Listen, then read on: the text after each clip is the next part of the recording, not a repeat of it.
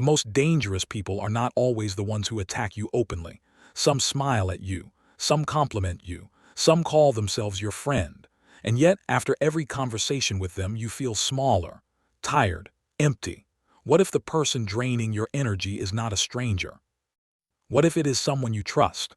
Most people think toxic people destroy your life through big betrayals, a lie, a theft, a public humiliation. But the truth is quieter than that. Most of your energy is not stolen in one moment. It disappears slowly, in small comments, in small silences, in small moments you were too polite to question. Friedrich Nietzsche spent much of his philosophy studying strength, suffering, and the masks human beings wear to hide their weakness. He believed that people rarely reveal their true nature all at once. They reveal it through patterns, through repetition, through the quiet effect they leave behind. Today, we will explore 7 types of people who quietly drain your energy through a Nietzsche-inspired lens. Watch until the end because the final type is the one most people only recognize after their peace is already gone. Let's begin. Type 1, the perpetual victim. Some people never take responsibility. Nothing is ever their fault. Their failures belong to society. Their mistakes belong to bad luck. Their unhappiness belongs to someone else. You will meet them at work, blaming a boss who never understood them. You will meet them in friendships, blaming everyone but themselves for what broke. This mindset can become dangerous because blame protects the ego from growth. Nietzsche believed that strength begins when a person stops hiding behind excuses and starts owning their life. Spend enough time near someone who worships blame and slowly you may start to doubt your own power too. Greatness demands ownership. Victimhood demands surrender. Type 2, the silent competitor. This person never says they are competing with you, but they often are. They change the subject when you succeed. They grow quiet when you are praised. They find a way to mention their own achievement right after yours. This can happen because, to them, your growth may feel like a mirror of what they lack.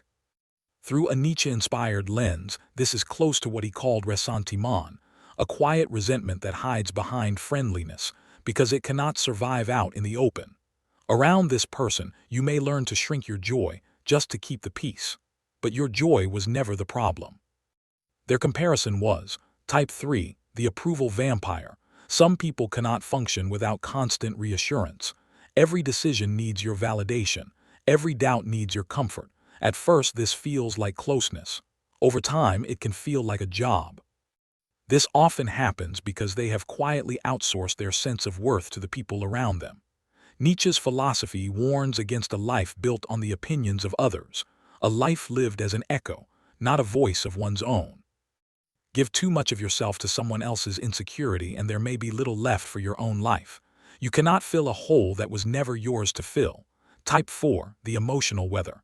This person changes without warning, warm one moment, cold the next. Loving in the morning, distant by night. You start adjusting your tone before you speak, reading their mood before you share good news. This can happen because unpredictability creates control, even when it is not fully intentional. Nietzsche's philosophy suggests that the chaos inside one person can slowly become chaos in everyone who stays too close. And if you are honest, you may have noticed how much of your day depends on their mood, more than your own. Peace should not depend on someone else's weather. Type 5, the fake supporter. This person cheers for you in public and questions you in private. They call themselves proud of you, then quietly plant doubt about your choices. This can happen because your success threatens the comfort of standing still. Nietzsche would likely have seen this as a form of herd instinct, a quiet fear that if you rise, others feel measured against you. The uncomfortable truth is that sometimes we do not only suffer from these people. Sometimes we become them, towards someone else's dream. This is why the lesson is not only about judging others, it is about examining yourself. Type 6, the chronic complainer. Every conversation becomes a list of what is wrong. The job is unfair. The world is cruel. Nothing ever improves. You leave these conversations heavier than when you arrived. This often happens because complaint offers comfort without requiring change.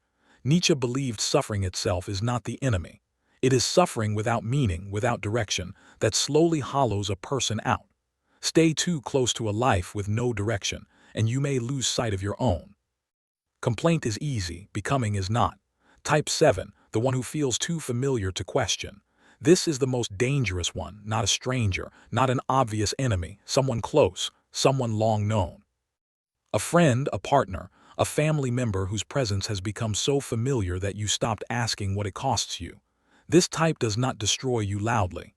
They destroy you quietly across years, not minutes. You shrink a little to keep them comfortable. You stay quiet to avoid conflict. You lower your ambitions so they do not feel left behind. This can happen because familiarity often disguises harm as normal life. Nietzsche reminds us that comfort can become the enemy of self-overcoming, that a person can grow so used to a smaller version of themselves, they forget a larger one was ever possible. This lesson is difficult because it forces you to look at your own choices. Not only who stayed, but why you let them. Protect your peace, protect your attention, protect your standards, protect your future. Not everyone who drains you means to, but intention does not return what was taken. The courage to notice, the courage to set a boundary, the courage to become yourself again, not loudly, not suddenly, but quietly, slowly, and repeatedly. Now ask yourself, which of these 7 types have you seen most often in your own life? And more importantly, have you ever ignored one of them for too long? Write the number in the comments. If this video challenged the way you think, subscribe for more philosophy-inspired lessons on personal growth, psychology, and timeless wisdom. Remember, your life is not only shaped by what you choose, it is also shaped by what you finally refuse to tolerate.